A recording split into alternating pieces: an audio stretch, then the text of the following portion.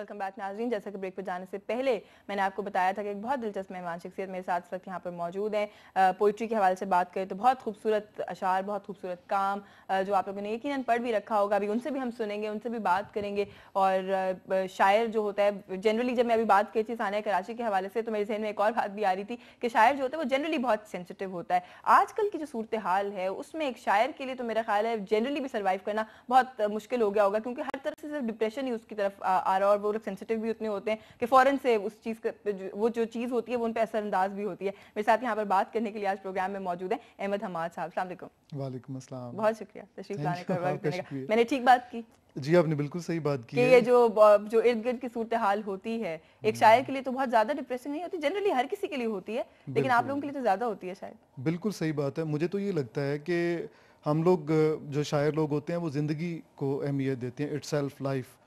तो और ज़िंदगी मतलब आप इससे ये अंदाज़ा करें कि सिर्फ वो लाइफ ह्यूमैनिटी तक नहीं, बल्कि जिस में जान है वो हमारे लिए अहम है। वो चाहे कोई परिंदा है, चाहे कोई जानवर है। तो जब किसी परिंदे की या जानवर की इस तरह लाचारी के साथ और मासूमियत के साथ उसका कत्ल होता है तो वो हमसे देखा नहीं जाता। बिल्कुल। आप विस्लिंग ऑफ बर्ड्स में देखिए कैसी खूबसूरत बात उसने जो परिंदों के मरे हुए परिंदों के पर हैं वो देख के उसने वो पूरा एक अपना ऐसे लिख दिया।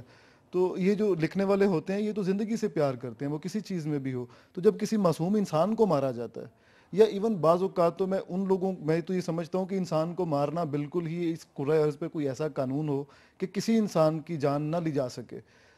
कैपिटल पनिशमेंट भी इवन सिर्फ उसी सूरत में जबकि आपने किसी को इबरत का निशान बनाना हो, सिर्फ तब।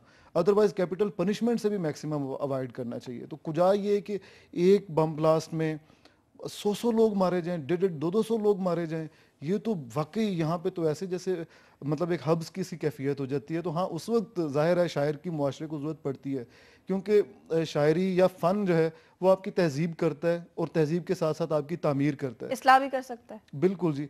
देखिए इस्लाह जो है वो समझ लें तहजीब किसी को सिविलाइज करने का एक सेगमेंट है, उसमें बहुत से सेगमेंट्स आते हैं। जब आप तालीम याफ्ता हो जाते हैं तो ये ज़रूरी नहीं है कि आप तहजीब याफ्ता या कल्चर्ड भी हों। तालीम एकेडमिकली आपको तो बहुत बुलंद मर्तबे पर पहुंचा देती है, लेकिन ये जो फ़न होता है ये आपकी तहजीब करता है, शख्सियत को तामीर करता है। अच्छा, आजकल ऐसी शायरी हो रही है कि जहाँ पे लोगों की इस्लाह के हवाले से सोच के शायर लिखे, क्योंकि बहुत से लोग जो हैं जो पहले के पुराने बहुत बड़े बड़े नाम वो ये शिकायत भी करते हैं, वो कहते हैं कि आजकल की जो नए आने वाले राइटर्स हैं उसमें कुछ लोग ऐसे यकीनन हैं जो बहुत बेहतरीन काम कर रहे हैं, लेकिन बहुत से जो हैं वो बगैर सोचे समझे कुछ लिख देते हैं, शायद उनके कॉन्सेप्ट इतने क्लियर नहीं है या फिर वो इस्लाह करने के पॉइंट ऑफ व्यू से सोचते ही नहीं है। हमेशा से दो तबकात रहे हैं, एक फ़न बराए फ़न और एक फ़न बराए ज़िंदगी वाले। शायरी में भी ऐसे ही है, जो लोग सिर्फ literature for the sake of literature लिखते हैं, ज़ाहिर उनके ये मसाइल नहीं है। वो अपने लफ्ज़ में और अपनी बहर में और अपनी वो जिसे कहते हैं अरूज़ में, उनमें ज़्यादा तवज्जो देते हैं। जबकि वो लोग जो फ़न बराए ज़िंदगी पे यकीन रखते हैं, अदब बराए ज़िंदगी पे यकीन रखते हैं, उन्होंने काम किया और वो काम कर रहे हैं इस वक्त भी।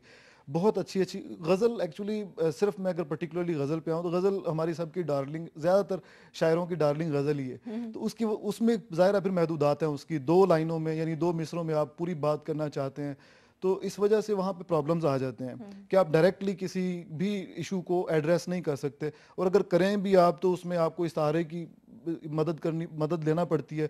ये मसाइल हैं असल में। इस वजह से ये महसूस होता है कि शायद गज़ल का शायर उस तरह से डायरेक्टली इश्यूज को एड्रेस नहीं कर रहा। अच्छा, जब हम शायरी की बात करते हैं या अदब की उसके हवाले से बात करते हैं तो कुछ लोगों से इंटरेक्शन हुआ तो उन लोगों ने ये भी शिकायत की कि पहले एक फ़िज़ा होती थी, एक एनवायरनमेंट होती थी, कुछ इस तरह की जगहें मौजूद होती थी शायरों के लिए, ऐसे लोगों के लिए कि वहाँ पे जाके बैठे इंटरेक्ट करें, उससे भी ग्रूमिंग होती थी। अब उस चीज़ की भी कमी है, एनवायरनमेंट भी जो है वो मिसिंग है। इस पर आपका कमेंट लूंगी। एक ब्रेक का वक्त हो रहा है, न्यूज़ ब्रेक है, न्यूज़ ब्रेक लेते हैं और वापस आके गुफ्तगू को आगे बढ़ाएंगे। जी नाज़रीन, time for a short news break, stay tuned.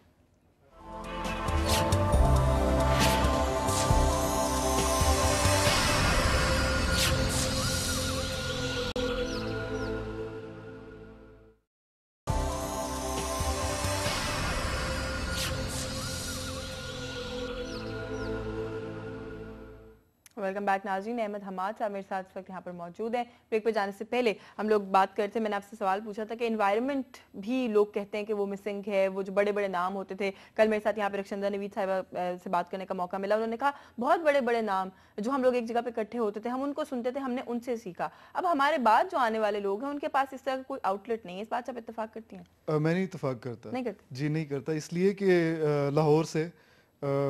Lahore में इस वक्त पार्टी हाउस जो होता था, अगरचे वो जगह बंद हो गई है, लेकिन उसमें हल्का अरबाब ज़ौक़ का जो इजलास होता था वो हम सब के लिए सीखने के लिए एक बहुत बड़ी जगह। हमने उससे बहुत सीखा है। हमारे तमाम सीनियर्स अभी भी वहाँ पे इंतज़ार साहब गाहे बगाहे आते हैं, इंतज़ार हुसैन ज़ाहिर है बड़ा नाम है। और जिस वक्त लेट 90s में हमने जाना शुरू किया तो बहुत सारे लोग वहाँ पे आया करते थे।